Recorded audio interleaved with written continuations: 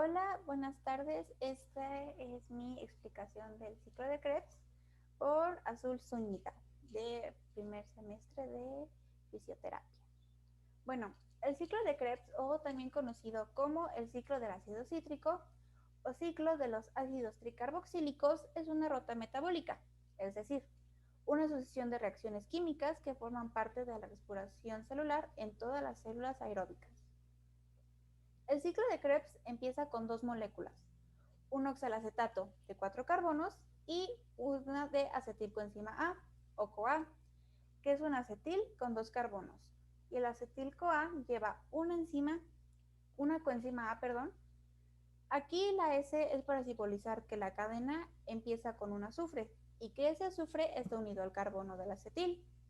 El ciclo de Krebs es un ciclo, porque el oxalacetato y el acetil-CoA se van a unir y van a surgir un montón de reacciones a todo lo largo del ciclo, pero al final vamos a volver a obtener el oxalacetato del inicio. En el primer paso, el oxalacetato y el acetilcoenzima A se unen para dar citrato, que tiene 6 carbonos, 2 por el acetil y 4 por el oxalacetato. La fórmula que tiene es similar a una W con un carboxilo en cada extremo y otro en el centro, y en el centro también un hidroxilo. Para hacer esto utilizo una molécula de agua y la coenzima A que estaba llevando el acetil lo deja y se libera. En el segundo paso vamos a cambiar el hidroxilo del centro pasando un lugar a la derecha, pasando de citrato a isocitrato. Cabe recalcar que este paso no es directo. Durante el rato en el que el hidroxilo se quitó y aún no se coloca en el otro carbono, hay una molécula intermedial, el cis-aconitato, que forma un doble enlace en el lugar donde antes estaba el hidroxilo del centro, pasando primero del citrato al cisaconitato, quitando agua, y del paso del cisaconitato al isocitrato, volviendo a colocar el agua. En el tercer paso se quita el hidrógeno al hidroxilo, de forma que en un principio la molécula tiene un solo hidrógeno, pero el oxígeno intenta formar otro enlace, por lo que se duplica. Al hacer eso, ese carbono que tenía 3 enlaces, que era un CH, ahora tiene 4 enlaces y no va a necesitar su hidrógeno, así que el hidrógeno se va a liberar también, y los hidrógenos va a venir un NADH+, los bucliza para convertirse reduciéndose en NADH más H. Esto genera una tensión interna, por lo que el CO2 se separa un carbono con 2 oxígenos, que es un CO2. Por eso, este paso del isocitrato a alfa-cetoglutarato nos da un NADH+, un protón y una molécula de dióxido de carbono del isocitrato, que tenía 6 carbonos. Pasa a alfa-cetoglutarato, que tiene solo 5 carbonos, ya que acaba de perder uno del dióxido de carbono. En el siguiente paso, dos coenzimas A se meten y se liberan otros 2 hidrógenos, viniendo otro NADH+, utiliza para reducirse a NADH más H.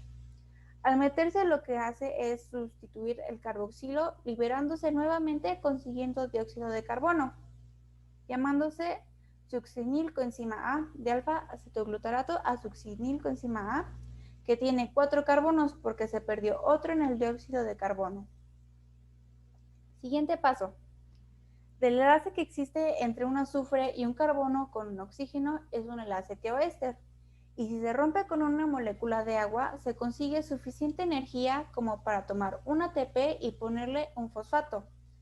En el ciclo de Krebs, en lugar de un ATP lo que se consigue es un GTP. Este GTP se puede transformar en ATP, por lo que es válido decir también que en el ciclo de Krebs se consigue directamente un ATP. Para hacerlo se debe de obtener un GDP con solo 2 fosfatos y un fosfato inorgánico. Al hacer esto, la coenzima A se iría quedando un oxígeno. A esto se le llama succinato. En el sexto paso se duplica este enlace al hacerlo del carbono, que tenía 2 enlaces, CH2, se pasa a un carbono de 3 enlaces, CH, y cada uno pierde un oxígeno, y esos otros hidrógenos viene un FAD y se reduce a FADH2, así pasando de succinato a fumarato.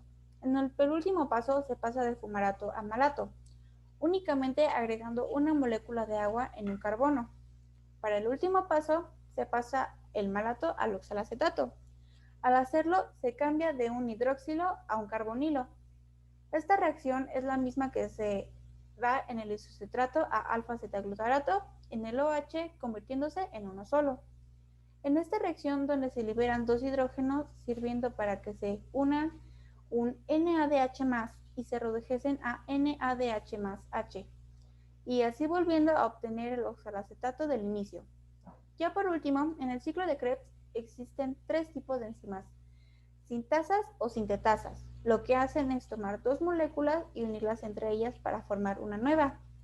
Las hidratasas hacen una nueva molécula utilizando agua, y las deshidrogenasas, que quitan dos hidrógenos de una molécula para formar una nueva y se los dan a un NADH+ o a un FADH para hacer NADH o FADH2.